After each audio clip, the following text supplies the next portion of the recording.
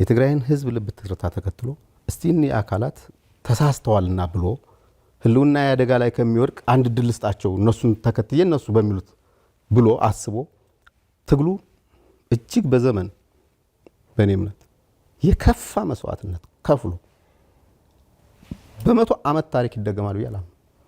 እጅግ የከፋ መስዋዕትነት ከፍሎ ደቡብ አፍሪካ ፕሪቶሪያ ላይ እኩል ከሰው ጋር ወንበር እንዲቀመጥ እድል ሰጥቷቸዋል ብዬ ነው የማስበው።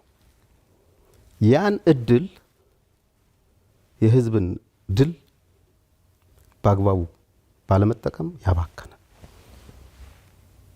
አሁንም ድጋሜ እድል ስጡኝ ክፈሉና መስዋዕትነት አይነት ነው። ገብቷል አይደል እያልኩ ያለሁት? ያን ሁሉ ነገር ተጠቅሞ አሁንም ይቀረኛል ክፈሉልኝ መስዋዕትነት።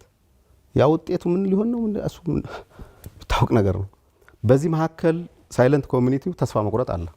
የምታየው ነው። ወደ መሀል ሀገር በብዛት የሚገባው ከዚህ የመነጨ ነው። እነሱ አካባቢው ላይ የልማት አንዳንድ የመልካም አስተዳደር እና ሌሎች ጉዳዮችን ከመፍታት ይልቅ በእንደዚህ አይነት ነገር ተወጥረው ነው ያሉ። ይሄ በመሆኑ ምክንያት ህዝቡ ችግር ውስጥ ነው ያለው። ድምር ውጤቱ መዳከምን ነው የሚያመጣው። እንደ ትግራይ ካሰብከው ደግሞ በጣም አለመታደል ጭምር ነው ብዬ ነው የማስበው።